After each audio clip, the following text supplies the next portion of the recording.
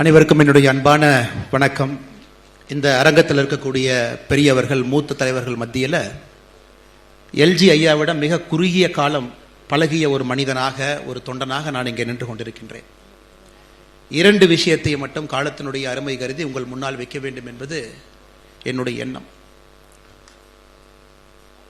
ஆளுநராக நம்முடைய மத்திய அரசு, ஜனாதிபதி அவர்கள் அந்த பொறுப்பை கொடுத்த பிறகு ஒரு கட்சியினுடைய அடிப்படை உறுப்பினர் என்கின்ற அந்த அந்தஸ்திலிருந்து அவர்கள் வெளியே வர வேண்டும்.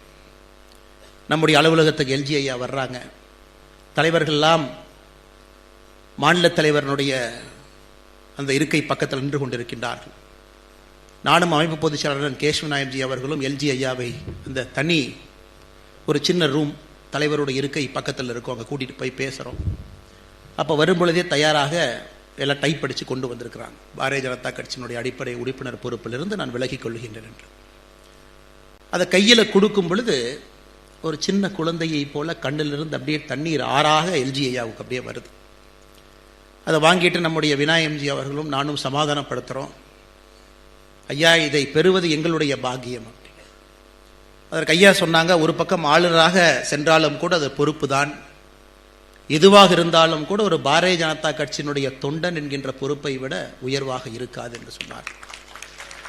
அப்போ மனதில் ஒரு சின்ன எண்ணம் இருந்தது, ஒரு காலத்தில் இந்த பொறுப்பை எல்லாம் முடிந்துவிட்டு மறுபடியும் பாரதிய ஜனதா கட்சியில் பணி செய்ய வருவார்கள் என்று நினைத்தேன். இன்றது நடக்கலை.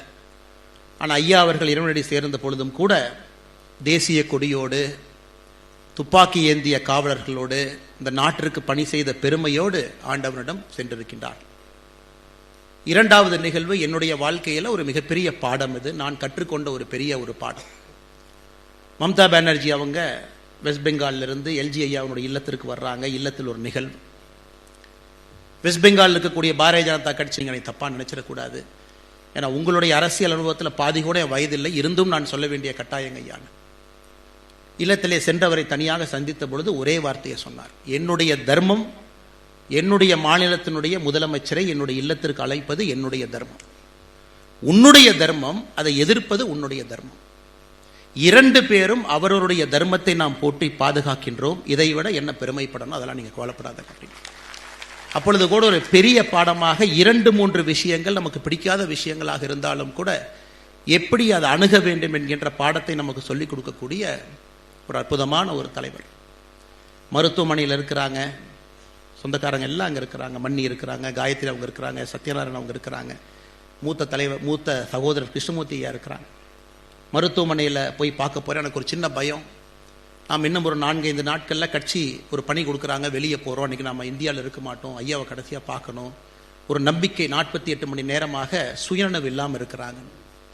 ஒரு சின்ன குழந்தையை போல் அந்த ஐசியூவில் சின்ன குழந்தையை போல் உறங்கி கொண்டிருந்தார். சின்ன குழந்தை தூங்குற மாதிரி தூங்கிட்டு இருந்தாங்க.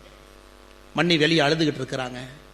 18 ஆண்டு காலமாக பாதுகாப்பு கொடுத்த தமிழக அரசனுடைய பாதுகாப்பு அதிகாரி அவரும் அழுது கொண்டிருக்கின்றார். அந்த ஆளுநருக்கு வரக்கூடிய ஏடிசி, அந்த ஏர்ஃபோர்ஸ் ஆஃபீஸர் ஒருத்தர் இருந்தாங்க, அவரும் அழுதுகிட்டு இருக்கிறாங்க. இத்தனை காலமாக பார்த்தவர்கள் அழுகின்றார்கள். பாரதிய ஜனதா கட்சியினுடைய அலுவலகத்தில், தொண்டர்கள் மத்தியில், கூட்டத்தில் இருக்கும். அதே நேரத்தில் இந்த கட்சியினுடைய முன்னாள் தலைவர் என்கின்ற முறையில் சித்தாந்தத்தை தாண்டி மாட்டு கட்சி நண்பர்கள்லாம் வந்திருக்கிறாங்க. திராவிட முன்னேற்ற கழகம் சார்பாக அண்ணன் மா சுப்பிரமணியம் அவர்கள், நாம் தமிழர் கட்சியிலிருந்து, கம்யூனிஸ்ட் கட்சியிலிருந்து தோழர்கள் வந்திருக்கின்றார்கள். நம்முடைய கூட்டணி கட்சி மதியாரிக்குரிய அனைத்து இந்திய அண்ணா திராவிட முன்னேற்ற கழகம் சார்பாக முன்னாள் அமைச்சர்கள் வந்திருக்கின்றார்கள். கூட்டணி கட்சிகள் என்று கூட்டணி இல்லாத கட்சிகள் எல்லோரும் வந்திருக்கின்றார்கள். ஒற்றை மனிதனுக்காக, ஒரு நல்ல மனிதனுக்காக. அதனால் அந்த பெருந்தன்மையை பார்த்து வியந்து வந்திருக்கக்கூடிய எல்லோருக்கும் இந்த நேரத்தில் நன்றி தெரிவித்து, இந்த நிகழ்ச்சியினுடைய தலைவராக இருக்கக்கூடிய நயினார் நாகேந்திரன் அவர்கள் எல்ஜி ஐயாவுடைய இறப்பில் நம் எல்லோரையும் இணைத்து காட்டியிருக்கின்றார்கள். அதுவும் இந்த கட்சிக்கு ஒரு பெருமையாக கருதி என்னுடைய பேச்சை முடித்துக் கொள்கின்றேன். நன்றி, வணக்கம், ஜெய்ஹிந்த்.